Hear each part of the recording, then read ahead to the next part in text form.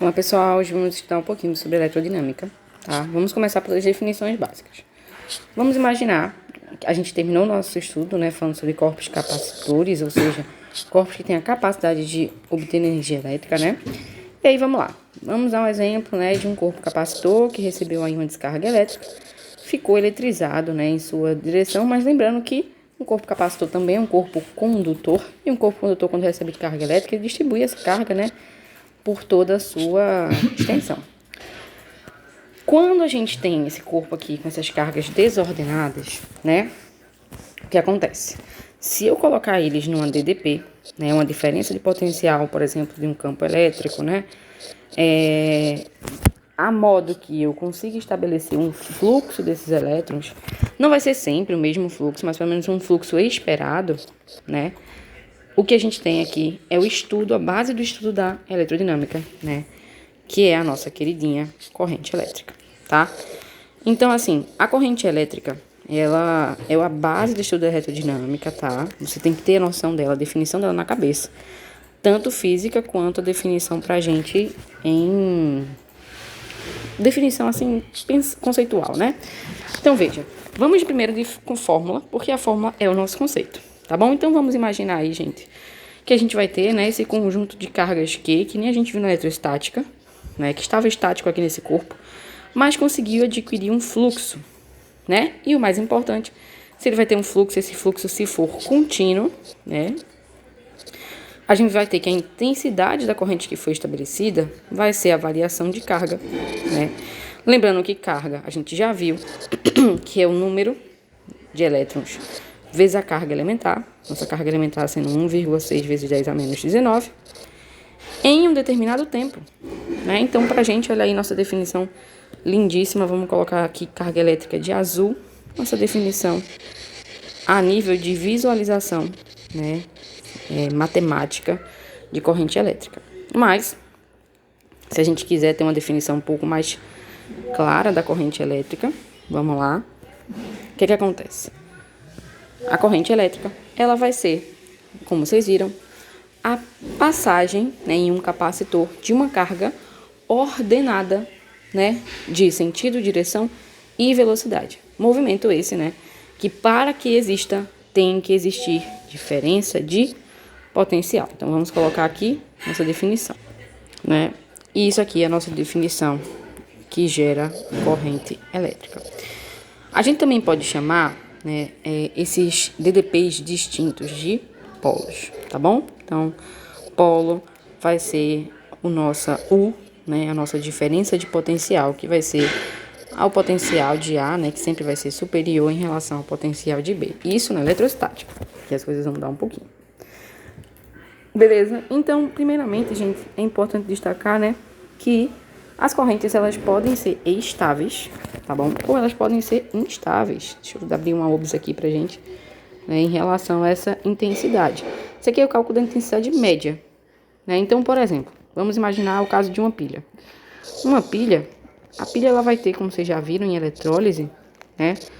A pilha ela tem um sistema de ceder energia que é bem controlado, né, pelo mergulho que é feito das soluções nas cubas, né?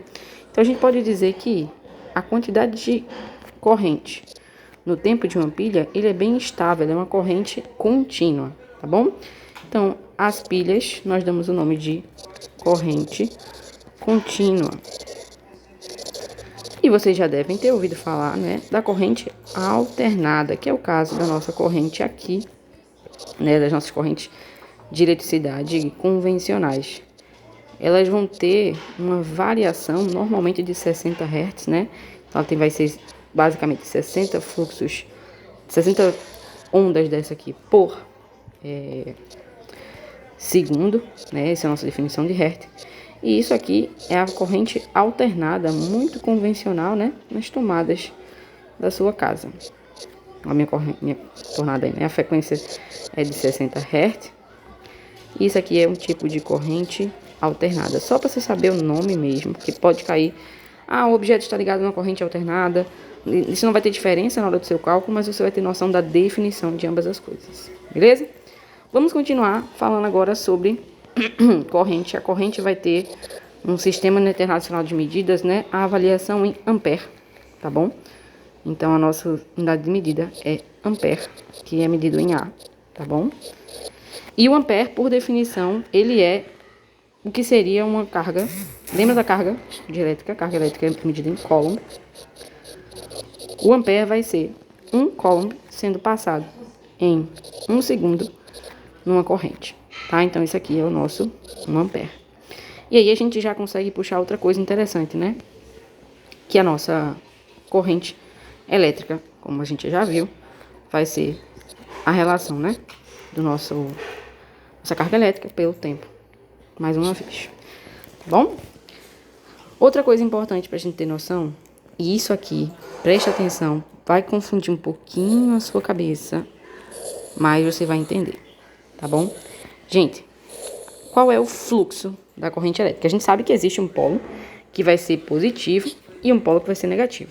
Ou seja, um polo que vai ter maior potencial e um polo que vai ter menor potencial, tá bom? Preste atenção. Lembrar da eletrostática, né? Na eletrostática a gente lembra que uma carga positiva, ela sempre vai gerar um campo elétrico, né, de expansão. E a gente lembra que uma carga negativa, ela vai gerar um campo obrigatoriamente de atração, né? Meio que recluso para dentro. Se a gente sabe que a diferença de potencial, vamos lá, a diferença de potencial gera a condução das cargas elétricas, tá? Por convenção, a gente entende que as cargas elétricas elas vão sair do polo positivo, ou seja, expandir, e adentrar no sentido de intromissão no polo negativo. Então, gente, o sentido que convenciona-se, esse aqui é o sentido convencional, é que, para seguir a regra do campo elétrico, as cargas fazem esse movimento. Contudo, existe o sentido real. E no sentido real, isso aqui é uma análise de carga positiva. Mas na prática, a gente sabe que quem se movimenta dentro do material são os elétrons. Então, só vocês saberem, o sentido real é o contrário. Mas isso aqui não é importante para a gente a nível de prova. Então, esqueçam isso, é só vocês saberem, na prática, de todas as questões, o sentido convencional, que é o sentido que nós analisamos, é que uma corrente ela vai seguir o fluxo de um campo elétrico. Um campo elétrico expande, positivo expande, e um campo elétrico negativo ele atrai, ele implode. Então, a gente vai ter sempre o caminho do campo positivo para o campo negativo, tá?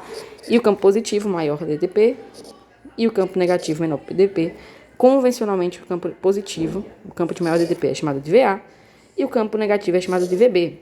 E VB, convencionalmente, é zero, tá? E aí, a gente vai fazer a diferença de acordo com o VA. Se VA for 120, já que VB é zero, vai ficar em uma diferença, por exemplo, uma diferença de potencial de VA menos VB. Ou seja, diferença de 120 menos zero. Na prática, eu poderia dizer que isso aqui é 240 e que esse aqui tem 120? Poderia, mas se eu convenciono que esse é zero, preciso tirar 120 daqui. Então, dá na mesma coisa. Estão vendo? Dá no mesmo. Por isso que a gente convenciona dizer que VB é zero, tá bom? São convenções importantes, vocês terem noção, tá? E aí, nós finalizamos o estudo de corrente elétrica. Só organizando aqui para vocês, acompanhem.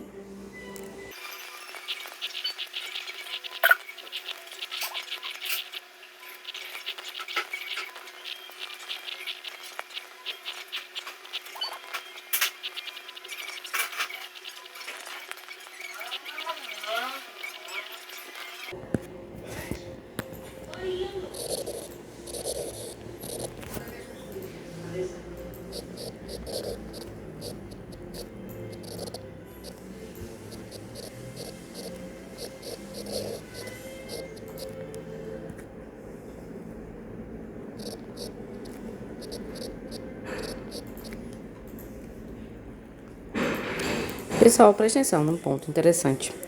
Quase todas as cargas elétricas, elas vão seguir esse caminho. Mas pode ser que aqui dentro, vamos lá, aqui as paredes, ó, do nosso condutor, embora a gente tenha alguns elétrons que façam esse caminho pode ser meio alternativo, sabe? Esse sentido pode ser diferente, o que pode gerar um atrito aqui, né, com as paredes da fiação. E esse atrito é importante, vou falar sobre isso daqui a pouquinho, tá bom? Aí só para vocês terem noção que essa carga ela é conduzida, mas nem tão conduzida assim. Perfeito? Isso aqui é importante pra gente ter noção de uma coisa. Tudo atrito. Se vocês, por exemplo, chegarem agora uma mão na outra, o que é que vocês vão fazer? Vocês vão aquecer a mão de vocês. Então, qualquer atrito, ele gera calor. Tá bom? Ou seja, a corrente elétrica, naturalmente, ela vai ter alguns efeitos importantes pra gente entender. Tá bom? Vou abrir uma OBS aqui para os efeitos da corrente elétrica. O primeiro efeito, eu acho que ele é óbvio, né? Se a corrente elétrica ela vai ter uma condução por um fio e a partir do momento que ele bate no fio, ele pode sofrer influência do atrito, a gente vai ter que sempre que exija passagem de corrente elétrica, olha o Joule aí, você já conhece o Joule, a gente vai ter alguma ação térmica associada. E essa ação térmica associada, né, é também chamada de efeito Joule, ok? Então, lá, o efeito Joule, ele é causado, né, pelo choque, como vocês viram, dos elétrons, os elétrons que estão livres, né, dentro desse condutor, nas paredes do próprio condutor, tá bom? Isso vai fazer com que o objeto ele vibre mais intensamente, né? Isso vai aumentar a energia cinética do objeto. E se aumenta a energia cinética, obviamente, vai aumentar a temperatura, ok? Esse é o efeito Joule. O efeito Joule é muito importante, né? Quando a gente vai avaliar a maioria de alguns objetos que isso é feito justamente para isso. Tipo, o aquecedor, tipo o chuveiro elétrico, tipo o secador de cabelo, né? Ele vai ser necessário justamente para esses objetos funcionarem.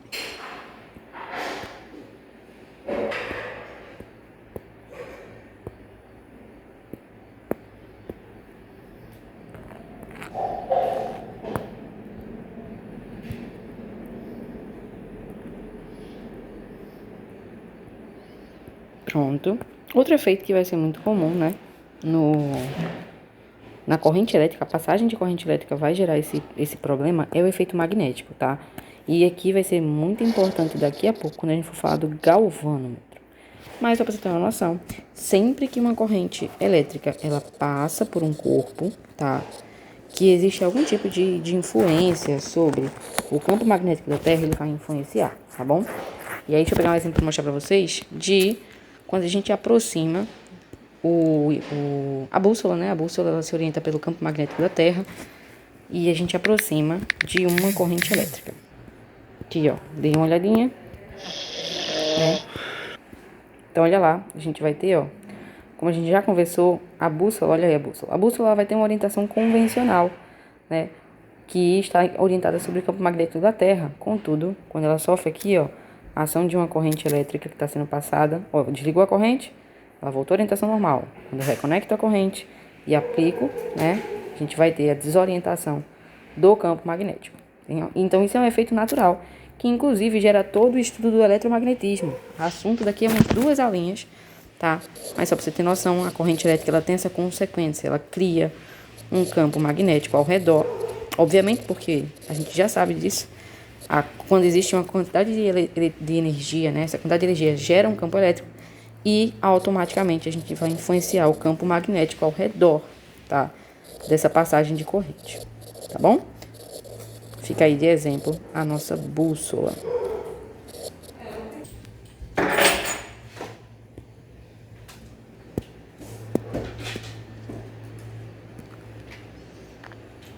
Vou colocar aqui de lado. Pronto. Outro efeito muito importante é a gente entender o efeito fisiológico, né, de uma corrente elétrica passando pelo corpo.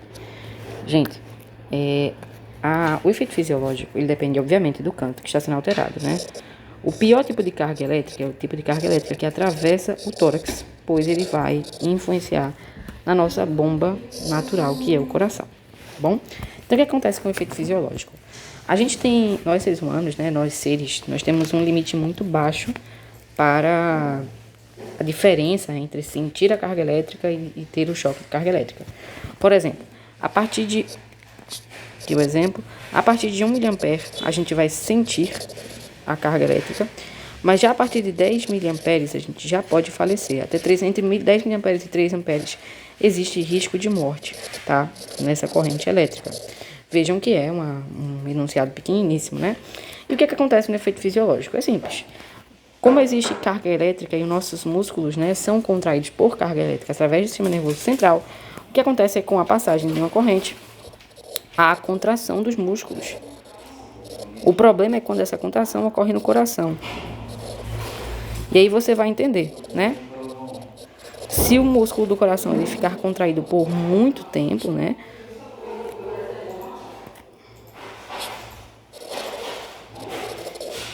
Se o músculo do coração ficar contraído por muito tempo, o que vai acontecer? Então, o coração, né? Ele vai bombear as coisas, recebe da veia cava, bombeia para a aorta, e aí, veia cava, né? E o que acontece? Se esse coração fica contraído por muito tempo, ele vai ter uma parada cardiorrespiratória, né? Quanto mais tempo existir, lembrar que isso aqui no final vai mandar para o cérebro, né? Para o corpo, o cérebro, mas em especial, o mais importante aqui é o nosso cérebrozinho, a nossa cacholinha, né? Vou desenhar aqui um cérebro feio. Mas quando o coração ele para de passar sangue, ele pode parar e não voltar, tá? Esse é um primeiro efeito fisiológico que gera risco de morte. Mas o segundo ponto é o cérebro ficar tanto tempo sem receber sangue que mesmo que o coração volte. O segundo efeito, né, fisiológico que a gente observa, que também é preocupante, é o coração ficar tanto tempo contraído que mesmo que ele volte, né, a ter atividade, o cérebro ficou tanto tempo que ele teve danos irreversíveis. Lembrar que o cérebro, né, é constituído de um material tecidual que não se regenera. Bom, então nós já temos aí 3 efeitos, né, são 4 efeitos da corrente elétrica. Nós temos o efeito fisiológico, o efeito Joule, né, que também é chamado de efeito térmico, o efeito magnético e, para finalizar, o efeito químico, que vocês já conhecem também, né. Lembrem quando a gente estudou eletrólise e a gente falou que existiam alguns processos químicos que precisavam de passagem de corrente. É o exemplo, por exemplo, da niquelação, da prateação, da cromação, que é quando a gente vai passar uma fina cobertura, né, de prata, de cromo ou de níquel através da passagem de uma corrente elétrica, né? Não no sentido da eletrólise. Vou mostrar para vocês um vídeo.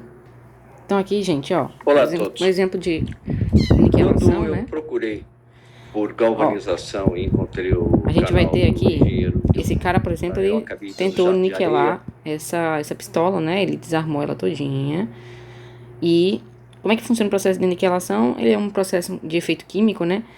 Que através de uma solução cheia de níquel aqui, ele vai transportar uma corrente elétrica movendo esses objetos metálicos na expectativa de que haja a transferência do níquel para a estrutura, né? Ele mostra até que no final, o antes e depois, esse processo é bom que ele tenha movimento. Olha aqui, ó, carga elétrica, tá vendo? Já tinha sobre ação. Um banho inicial com essa parte, eu resolvi deixar sozinho. E aí medindo, né? Nossa corrente. E aí, mostra o antes e depois, aí seu depois. Para quem tem arma, e eu vi lá no vídeo do Newton Polidoro que muita gente pensa em niquelar arma, eu asseguro que vai ficar muito bom. O antes e depois, né? Como a gente viu, olha o resultado da niquelação, né? Que garante um pouco mais de brilho. É muito utilizado para a revitalização de vários tipos de metais. E é uma utilização prática do efeito químico da corrente elétrica, tá? Então vamos registrar aí o nosso efeito químico, o último efeito que a passagem de uma corrente elétrica pode gerar, tá? É bom depois vocês darem uma revisada nisso, tá? Se tiver com dúvida em galvanoplastia, a gente viu isso na aula de eletrólise, e aí você pode dar uma revisada.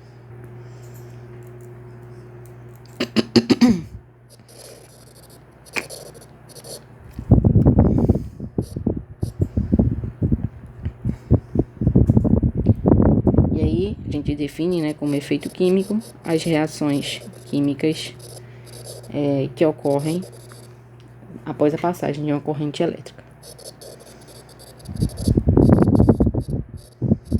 E aí, a maioria dos processos de galvanoplastia fazem isso. Daí, como corrente, tá? Exemplo aí, a gente vai ter a niquelação, prateação, prata, né? Cromação, então fica bem característico pra gente na hora que for fazer questão de prova. E, gente, entendido, né, a atuação da corrente elétrica, a gente vai entrar em outro fator muito importante na eletrodinâmica, que é a potência, né, e a energia. Potência e energia, acho que A maioria das questões vão colocar essas duas temáticas pra gente, elas estão 100% relacionadas, né? Então, eu vou colocar assim, potência e energia, mas entenda que, embora sejam estudos próximos, a gente vai separar um pouquinho por cor, tá bom?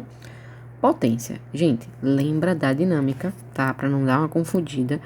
O que é potência? Potência tem tudo a ver com trabalho, né? Lembrar, trabalho, né? Essa nossa demonstração aqui é uma força que gera um deslocamento. Lembram disso? E a gente, para fazer um trabalho, a gente precisa de uma energia, beleza? Então, vamos começar teorizando aqui, tá? Digamos que temos uma dada corrente que vai de A até B, né? Para a corrente andar, a gente precisa, né, que exista a DDP de A e a DDP de B, beleza?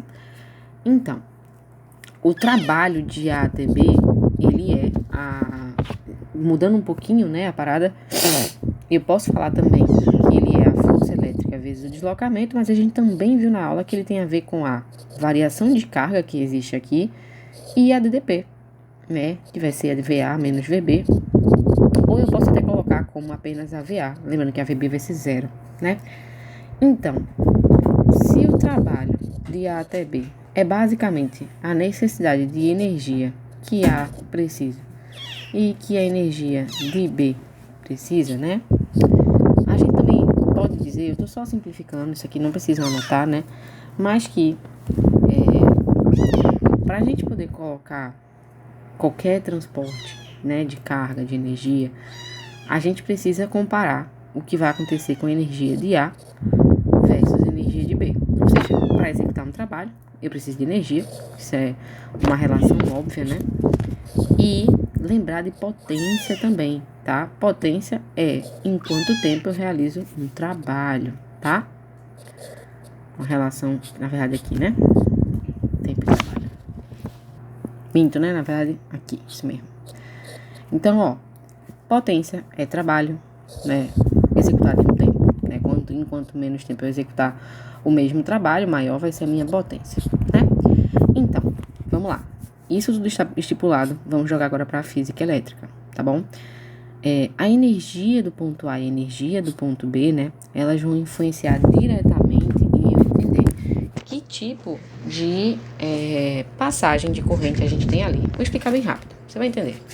Veja, imagina que do ponto A ao ponto B, por exemplo, que é o primeiro caso, vou colocar aqui nosso primeiro caso, que é o caso de corrente motor. Presta atenção, vou explicar.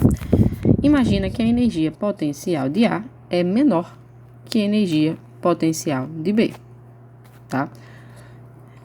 Desculpa, maior. Ou seja, o que acontece? Na passagem de corrente de A para B, vai ter uma perda de energia. É simples, gente. Imagina que A, por exemplo, é a nossa tomada e B é a nossa televisão, por exemplo, né?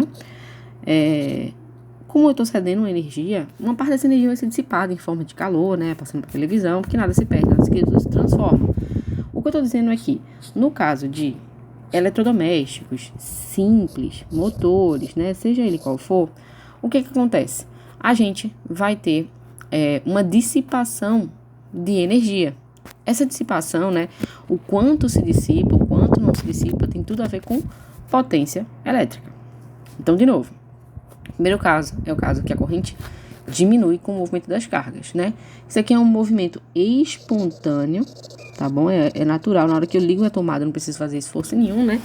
O trabalho é um trabalho que a gente chama de trabalho motor, no qual a gente vai ter energia elétrica virando energia elétrica em menor quantidade, mas também vai virar energia térmica, também pode virar energia química, né? No caso, por exemplo, de carregamento de uma pilha, pode virar energia mecânica, né?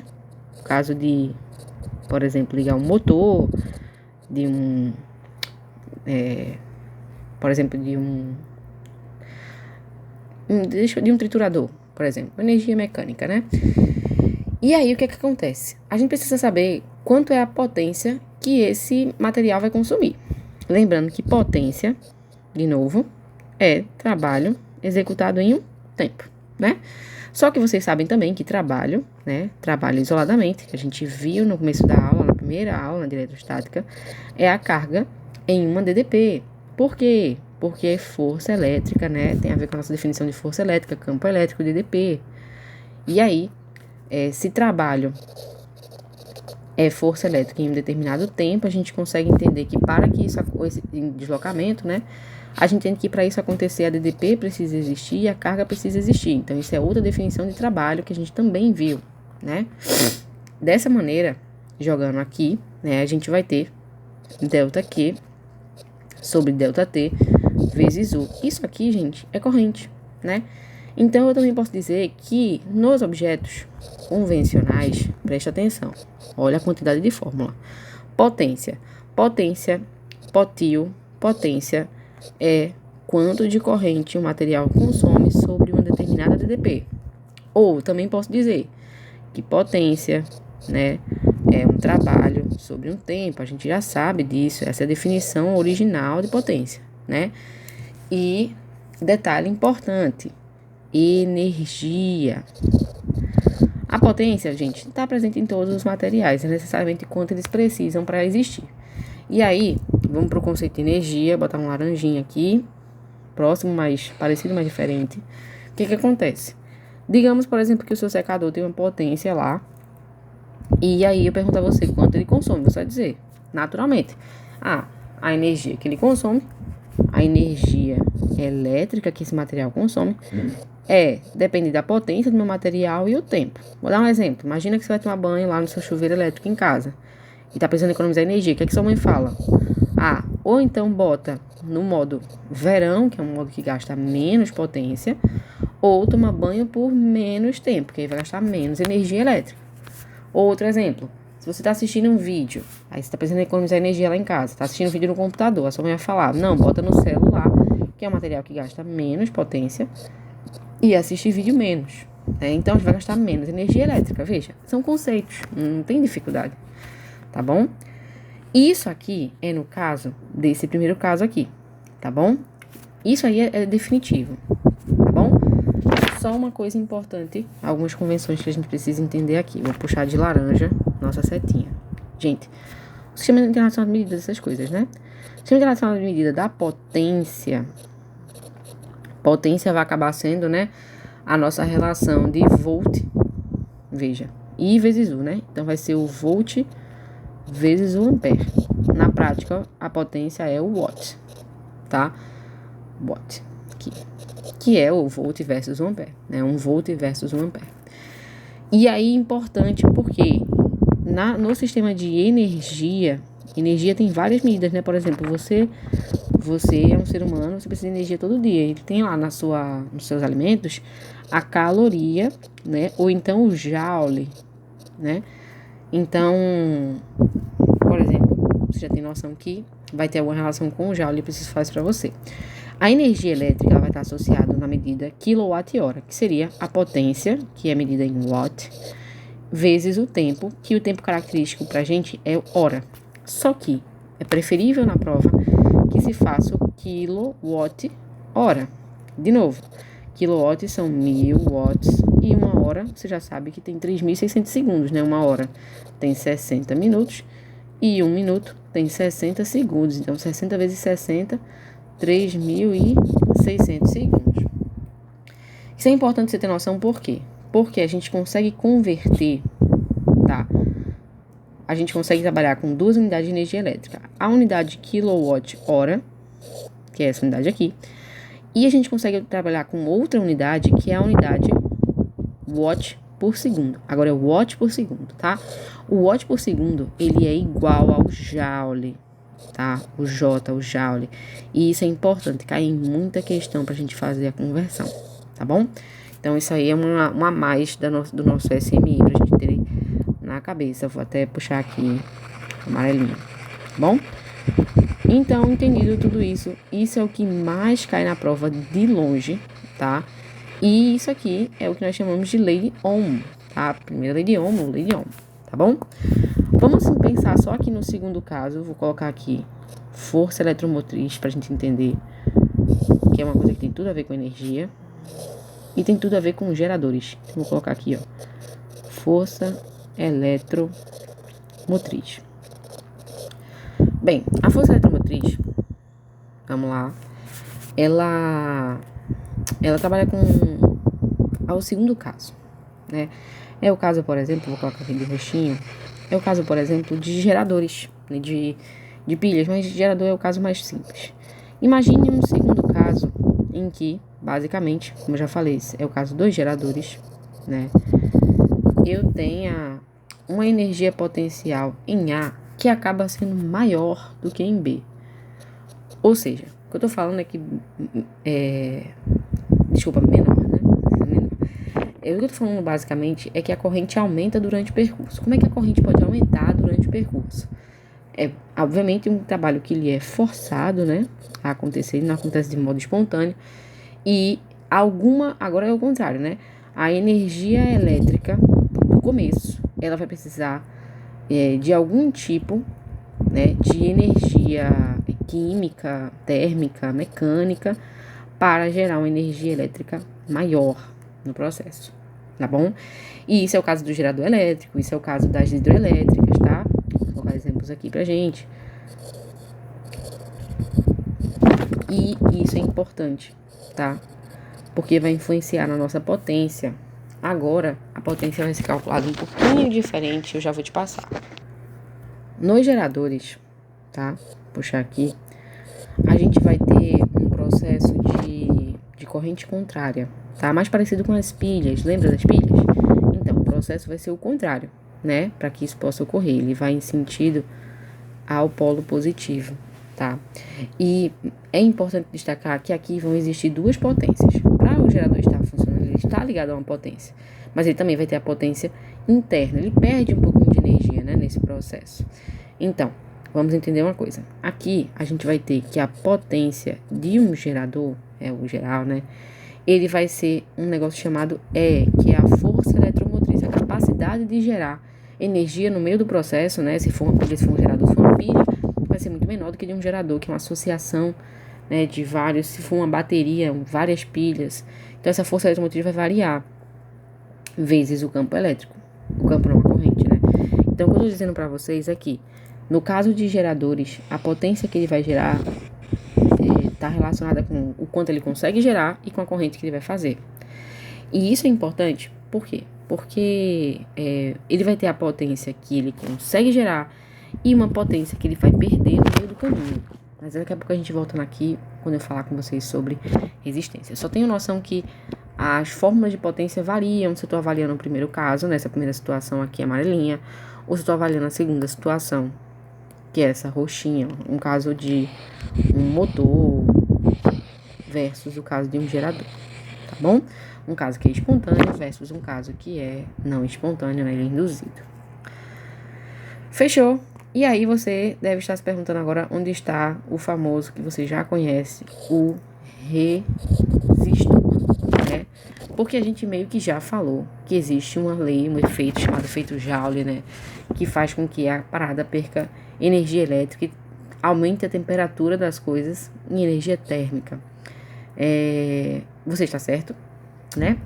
E vamos começar um pouquinho sobre os resistores. Então, gente, avançando um pouquinho para o caso dos resistores, ó, aqui vou colocar de verdinho. Os resistores, eles se aproveitam muito da lei de Joule, né? Isso já ficou nítido pra gente. Então, eles são um tipo específico, né, de circuito, tá? Cuja definição é justamente conseguir transformar a energia elétrica em energia térmica, tá? Então, essa vai ser a definição de aplicação dos resistores, tá bom? A gente tem alguns tipos de resistores. Vou botar aqui definindo pra você, circuito, cuja função é transformar. Muitas vezes pode não ser só transformar, tá? A resistência, ela diminui a capacidade da corrente elétrica, tá? Porque, obviamente, ele vai consumir uma quantidade de energia. Então, se ele consome uma quantidade de energia e corrente elétrica é energia, ele consome uma quantidade de energia. Isso pode acontecer também com materiais que operam com uma corrente muito baixa. E aí, como a gente quer que opere com corrente mais baixa, a gente coloca um resistor no circuito para dissipar um pouquinho da energia, tá bom? Pode ser pelas duas funções. Vou colocar até assim. Função D. Então, função 1, transformar energia elétrica em energia térmica, você está entendendo, né? E aí, a função 2 é reduzir a corrente elétrica no circuito, que é algum destaque do material que não pode funcionar daquela maneira, né? Fechou. Então, vamos lá. Primeiramente, só para você saber, existem 2 tipos de resistores, tá? O resistor mais convencional, deixa eu mostrar para vocês. Então, ó, aqui é um resistor tradicional, tá? Gente, ó, a gente acabou de ver, né? Como é que funciona um resistor? A lei de Joule, ela fala que vai existir a passagem da corrente elétrica aqui e alguns elétrons que estiverem livres vão bater nas paredes. Ou seja, a gente vai ver isso agorinha, mas, claro, esse material A, material B, eles têm basicamente mesmo comprimento, né? Mas como esse aqui tem uma área maior, esse daqui, esse B, a gente vai ter mais elétrons passando efetivamente e menos elétrons batendo. E imagina esse caso aqui. Bota a mesma corrente. Os elétrons vão mais bater e aquecer o fio do que qualquer coisa. Então, veja, por exemplo, que interessante, né? A resistência interna dentro de um chuveiro elétrico. Olha, eu vou ter um fio que ele é bem fininho e extremamente longo, né? Quanto maior o L, maior a resistência. Porque, ó, ele vai bater em mais paredes até chegar no fluxo final. E quanto mais fininho, né? Quanto menor a área de secção, ó, essa área aqui versus essa aqui, ó, a área de C. Então, quanto menor a área de resistência, maior vai ser a área de secção, maior vai ser a resistência. Outro exemplo muito clássico que a gente vai ter de resistor é a lâmpada, né? Um dos primeiros objetos elétricos que existe, a lâmpada incandescente. Ela também trabalha dessa maneira, né? Vou mostrar aqui para vocês. Incandescente, fluorescente. O que acontece com a lâmpada incandescente, né? Vou mostrar aqui. A lâmpada incandescente, ela vai ter um conjunto de filamentos de tungstênio, né?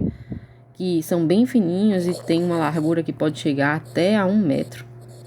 E uma área de apenas 0,01, tá? Milímetros. Ou 0,1 milímetros, isso mesmo.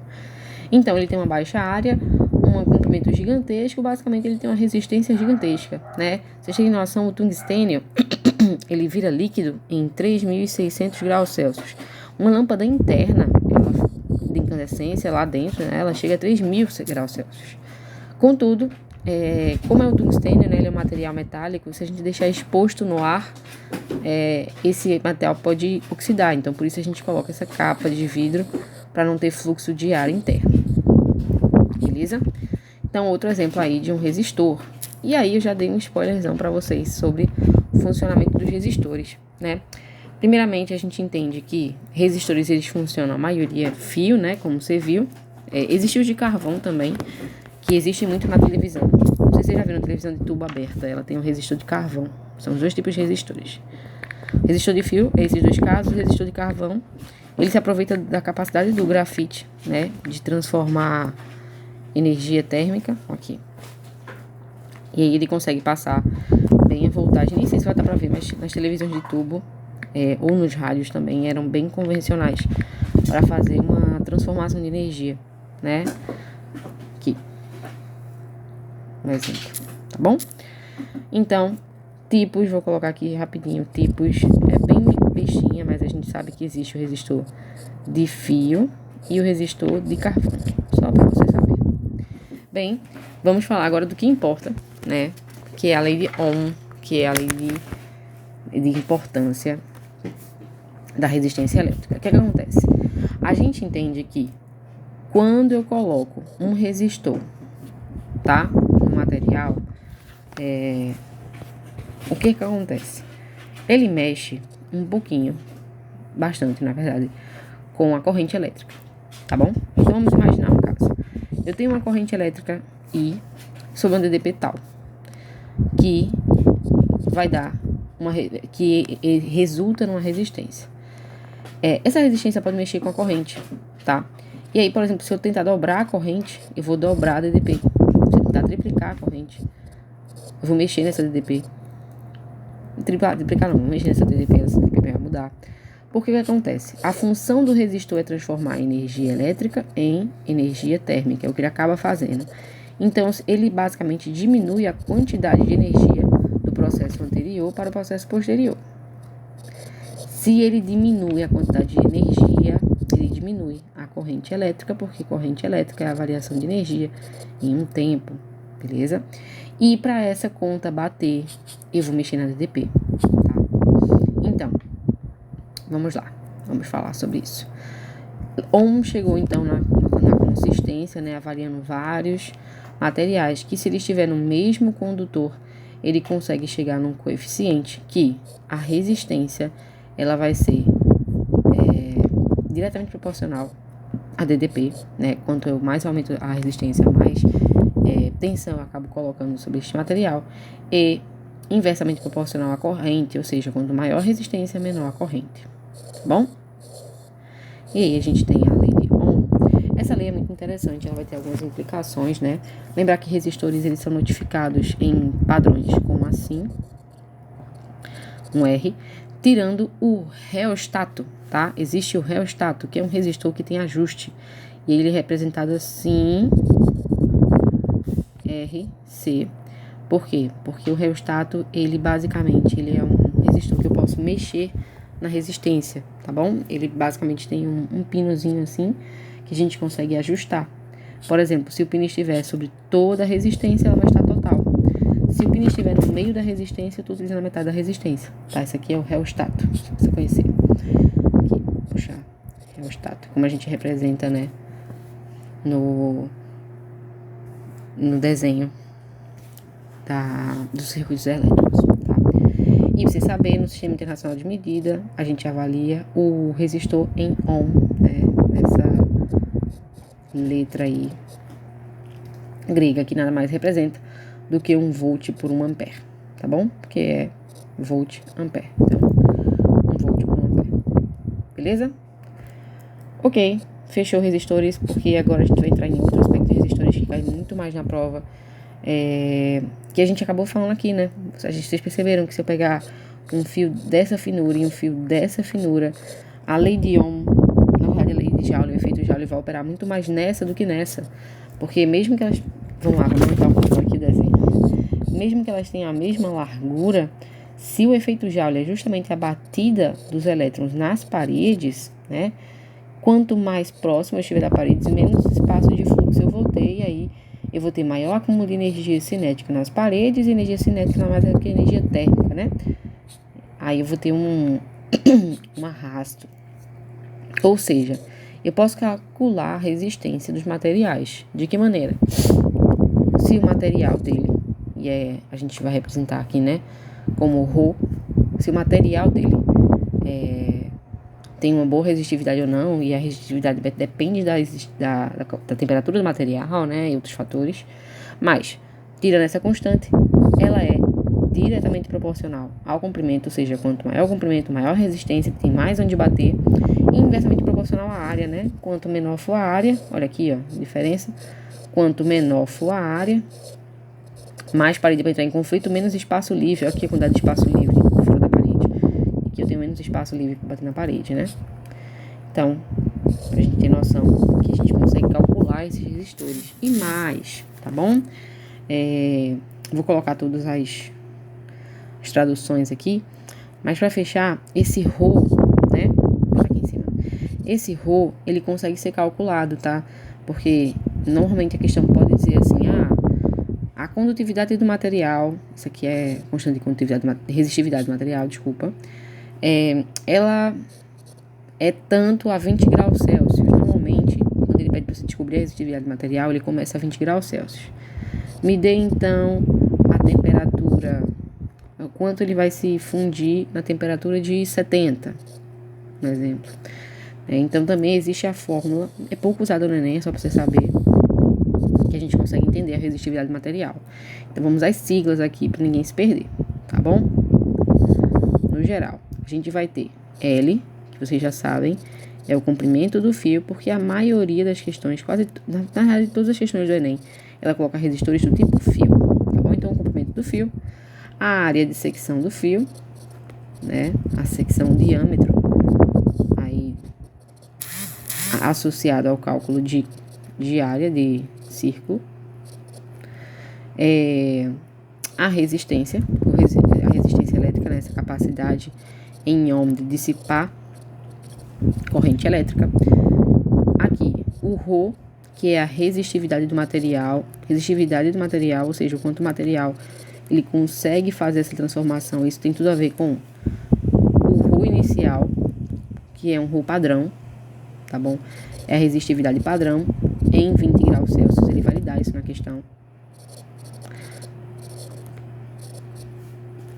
E aí, o nosso temperatura inicial e final, sendo a temperatura inicial 20 graus Celsius de padrão, e a temperatura final ele vai pedir para você, né? É ele que vai lhe explicar. Lembrando aqui também, vocês já sabem que o nosso U é a nossa DDP e o nosso I é a nossa corrente elétrica. DDP em volt e a corrente em ampere. Beleza? Aí, tranquilo, não tem estresse. O estresse talvez seja agora. Quando a gente fala do sistema de resistores, vou puxar assim pra gente entrar aqui, a gente pode fazer o que o Enem chama de associação de resistores, tá bom? Tem 2 tipos de associação de resistores, eles são bem distintos e mexem muito na sua prova, então preste atenção, tá bom? Preste atenção. Isso tem a ver com corrente. Deixa eu botar um outro verde aqui pra gente. Pronto, associação de resistores. E aí eu preciso ver um conceito simples com vocês. Veja. Aqui está uma corrente elétrica, um circuito elétrico, né? A gente costuma representar assim, né? Uma corrente elétrica é porque vai ter um DDP A, um DDP B. Se a DDP A, né, ela for negativa e essa for positiva, se a corrente estiver andando nesse fluxo, isso aqui é uma força eletromotriz. Mas convencionalmente a gente vai ter motores convencionais que vão do fluxo positivo para o fluxo negativo. Então é assim que a gente representa uma corrente, tá bom? Se por acaso a gente tiver algum tipo de nó, isso aqui é um nó, tá? O que acontece nesse tipo de nó aqui? Mesma coisa, o fluxo vai de A até B, mas aqui a corrente é dividida, tá? Então, eu tenho uma corrente I aqui normal, obviamente essas correntes vão se dividir, aqui vai ficar uma corrente 1, aqui vai ficar uma corrente 2, de modo que a corrente final, né, que vai chegar aqui é a mesma que entrou, mas a partir do momento do nó, elas se bipartiram, provavelmente, né, em I metade e outra metade. Isso depende de o que material vai solicitar. Imagina que isso aqui é o exemplo do T, tá? O Tzinho que você tem na casa de você, né, o Benjamin. Imagina que você conecta o ventilador e o videogame, né, nesse T. O videogame vai exigir muito mais, vai solicitar mais corrente elétrica e vai ser dada. Isso é um problema depois, né, porque por isso que os Benjamins, os T's são tão perigosos. Mas depois a gente conversa. Então, é assim que funciona. Quando existe um nó, a corrente é distribuída, tá? Mas a DDP é a mesma, não muda, tá bom? A DDP pode mudar? Pode, se existir um resistor atuando. Por quê? Quando eu coloco um resistor, eu mexo na corrente. Se eu mexo na corrente, eu vou ter que mexer também na DDP, tá bom? Então, aqui já é outra situação, que é o caso da associação de resistores em série. Na associação de resistores em série, é muito comum, por exemplo, para vocês, aquelas lâmpadazinhas de Natal, né? Quando uma queima, parece que queima todas. Por quê? Porque as lâmpadazinhas de Natal, elas são resistores, né? Lâmpada é um resistor, um tipo de resistor. Ela é um resistor em série. Então, quando uma queima, acaba que as outras todas daquele setor queimam, tá? O que acontece aqui? Resistência 1, resistência 2, resistência 3. A corrente é a mesma, não varia, porque não houve nó. Então, a corrente é a mesma. A corrente passando em R1 é a mesma, que é a mesma corrente em R2, que é a mesma corrente em R3. Mas existiu um gasto elétrico, né? Que aqui nesse caso, o que vai mexer, na verdade, é na DDP. Então, existe o 1, o 2 e o 3. Na associação em série, na prática, eu vou tentar sintetizar para vocês, o que acontece é que para o sistema, o que existiu foi que teve um conjunto de resistores queimando né, aquela corrente, alterando aquela DDP, de modo que, o que acontece? Vamos lá. Potência total, né, como a gente já viu, total, vai ser a potência em 1, mais a potência em 2, mais a potência em 3. Vamos lá. E aí a gente já viu, né, que a potência, vamos lá, potência é I vezes U. Só que eu tenho um resistor, né? E a lei de resistores, né, me mostra que o que acontece? Um resistor, ele vai ser igual à sua DDP e a corrente, a relação entre DDP e corrente, ok? Eu também posso dizer, basicamente jogando esse I para cá, né, que a DDP vai ser a resistência sobre o restante de uma corrente, passando por uma corrente. Então, vamos jogar esse U aqui dentro, ó. Então, potência vai ser igual a resistência vezes a corrente ao quadrado. Isso é outro jeito de representar a potência, segundo a lei de Ohm, né, jogando uma lei na outra. Fiquem até atentos que isso é uma fórmula importante para a gente ter em mente, tá bom? Dessa maneira, o que eu posso falar? Eu posso falar que a potência total vai ser a resistência total mais o quadrado da corrente. Lembrando que a corrente não vai variar, né? A corrente aqui vai ser a mesma. E eu posso dizer que a potência de 1, do resistor 1, é o resistor 1 vezes a corrente ao quadrado. Eu posso dizer que a potência de 2 é a resistência 2 vezes a corrente ao quadrado. Posso dizer que a potência de 3 vai ser a resistência de 3 vezes a corrente ao quadrado. Na prática, o que aconteceu? Aconteceu, vamos lá, que isso também representa U, né? Porque U não é a resistência I ao quadrado. O que eu estou dizendo é que o U total, a corrente total, ela é a soma das correntes, DDPs.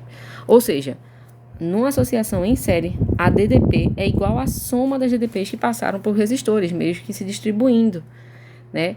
E outro fator muito importante é que se isso aqui é uma soma, isso aqui é uma soma, o que altera? Os resistores. E o resistor, basicamente, a resistência total de um resistor em série é a soma dos resistores, está tudo equivalendo, tá bom? Então, pontos importantes aqui para vocês entenderem. Primeiro, ohms, né? Esqueci de botar a ohmzinha.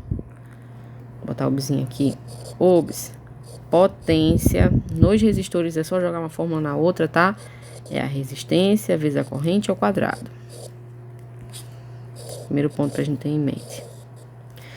Outro ponto importante pra gente ter em mente é que a DDP total vai ser a soma das DDPs que vão se distribuir no processo. E que aqui o que acontece com a resistência, os resistores eles vão se somar, tá? É quando eu preciso de vários resistores, aí eu preciso dessa atuação. É diferente do caso em paralelo. No caso em paralelo, isso aqui, ó, uma corrente ela advém de um nó. Aqui o que existe? Aqui existe que a DDP é a mesma, porque no final eu vou ter uma mesma corrente entrando e uma mesma corrente saindo. Mas aqui a gente vai dividir as correntes, e vai dividir as correntes para quem precisa de mais corrente, tá bom? Então, numa associação em paralelo, a gente vai ter outra lógica, mas que é bem parecida, tá bom? Aí você, acredito que já tenha entendido. Aqui, a corrente é constante e a DDP varia. Aqui vai ser o contrário. Na em paralelo, a DDP é constante e o somatório, né? I2, I3 e 4, a corrente, que vai ser o somatório da corrente 1, da corrente 2 e da corrente 3. Isso vai gerar aquela mesma soma de fatores, que para economizar o tempo de vocês, o que eu posso dizer aqui, numa associação de resistores em paralelo, né, um dado sistema, o que vai existir é que a resistência total, tá, ela vai ser igual à soma das frações obtidas dos resistores. Basicamente, eu vou utilizar um resistor em paralelo quando eu quiser diminuir a resistência, mas há porém, temos um porém, isso altera a corrente. Se altera a corrente, é muito comum que isso sobrecarregue o sistema, aqueça os objetos, aqueça até a fiação e pode colocar ambos em situação de perigo. Esse aqui é o caso do famoso Benjamin, ok? Fechou. Vou tentar separar aqui visualmente para vocês. Até mudar as cores do verde. Pronto, gente. Olha aí, ó. Já tá acabando a eletrodinâmica, tá? Vou só destacar aqui as fórmulas para vocês. E agora, vamos finalizar. Gente, para finalizar, existe a medição, né, desses objetos. É importante você conhecer as medidas. A gente ainda vai ver, vai ficar para a gente ter noção na próxima semana, a questão de capacitores, embora a gente já viu, né, a fórmula lá do QCU, né. Contudo, para vocês entenderem também, a gente vai ter uma noção ainda de capacitores para finalizar, mas mal cai na prova. O mais importante é isso aqui que a gente está vendo hoje, tá bom? Então vamos lá. Voltando um pouquinho na parte de força eletromotriz, a gente entendeu que a potência, né, gerada por um gerador, ela vai depender da força eletromotriz, o quanto ele consegue gerar, né, e vai depender da corrente que é gerada. Contudo, a potência, existe nessa potência, né, a potência que é lançada, né, que vai ser também correspondente à corrente vezes DDP, vocês já sabem disso, mas também vai haver uma dissipação interna, né, dentro de um gerador, claro que vai se perder força em forma de calor, e aí a gente também vai ter potência vezes resistência com corrente ao quadrado. Entendam que tudo que perde energia em forma de calor tem resistência, e a maioria dos objetos eles vai ter resistência. Isso é uma naturalidade de qualquer fio, se perde energia, né? E o que acontece? No final a gente tem que ter noção que nem todo gerador consegue garantir toda a energia, né? Vai existir então o que a gente chama aqui de rendimento, que basicamente é uma relação entre a potência lançada e a potência que de fato foi gerada, tá bom? Isso aqui normalmente é uma porcentagem, ou também, jogando uma fórmula aqui na outra, ó, U vezes I sobre R ao quadrado I ao quadrado, eu posso dizer que o rendimento vai ter tudo a ver com a relação entre DDP e força eletromotriz, que ambos são em volt. Veja que lindo. Ou seja, a DDP, ela vai ser uma relação da força eletromotriz menos o que se perde em calor, que é a resistência e a corrente elétrica. Aqui é conceitual, tá? É você ter noção que num gerador a gente vai ter uma quantidade de força eletromotriz associada, né, diferente, tá bom? Medidores elétricos, pra gente finalizar, pra acabar o estresse. Olha aí, já acabou, você nem sentiu, nem doeu. A gente vai ter algumas coisas que vão medir a eletricidade das coisas, né? O mais famoso é o galvanômetro, tá? O galvanômetro, ele se aproveita da força do efeito de corrente elétrica magnético, tá? Então, só vou mostrar um galvanômetro simples. Então, olha, explicando rapidinho, o galvanômetro, o que acontece? O galvanômetro ele vai medir a corrente elétrica de baixa intensidade. Então, o que acontece, gente? Como vocês sabem, resistores consomem corrente elétrica. Então, precisa ser um material que tenha baixíssima resistência, né? E como todo fio tem resistência, na prática, o galvanômetro ele opera com baixíssima resistência, né? E ele vai ter uma agulha aqui que vai sofrer influência eletromagnética, né? De acordo com o que passa sobre ele. Por isso que ele aguenta correntes tão baixinhas, tá bom? Então, veja aí, é basicamente isso, tá bom? O ponto é que vão existir outros materiais que vão tentar, olha aí, galvanômetro, uma pilhazinha, ó, os dois conectores que existem na DDP, né? E aí o que acontece? O galvanômetro ele tem essa característica, tá bom? Então o galvanômetro ele serve para leitura de baixa corrente, se aproveitando do efeito magnético. Por quê? Porque qualquer coisa que for para medir corrente, ela precisa ter baixíssima resistência. Claro que todo material tem resistência, né? Mesmo baixinha, mas tem. Mas ele vai precisar de baixíssima. E aí o que acontece? O galvanômetro ele serve para medir corrente elétrica. Vamos ter o amiguinho, o melhor amigo do galvanômetro, que é o amperímetro. Ele é basicamente um galvanômetro que tem uma resistência dentro para conseguir medir correntes maiores. Mas ele serve a mesma coisa, ele faz a mesma coisa, tá? Importante, tanto o galvanômetro quanto o amperímetro eles precisam ser colocados em série, porque como a gente viu, em série não varia a corrente, tá? E ele, quando eu for colocar, eu vou colocar um resistor para aumentar a capacidade de corrente que ele pega em vez de ele queimar. E aí eu vou ter também o contrário disso, que é o voltímetro. O voltímetro, ele também é um galvanômetro, que vai ter, em vez de uma resistência baixa, uma resistência altíssima, né? Para ele conseguir colocar a DDP do material no seu maior estresse. E como vocês viram, no caso de em paralelo, a gente vai ter uma corrente, uma DDP constante, né? Então, aqui eu vou colocar esse material em paralelo com o circuito, tá bom? Para finalizar, o sonho de um amperímetro é que ele basicamente não tem a resistência, e o sonho de um voltímetro é que ele tem uma resistência infinita para deixar a DDP o mais constante possível. Beleza? É isso, gente. Aí, ó. Nem deu estresse, nem estressou. Eletrodinâmica simples.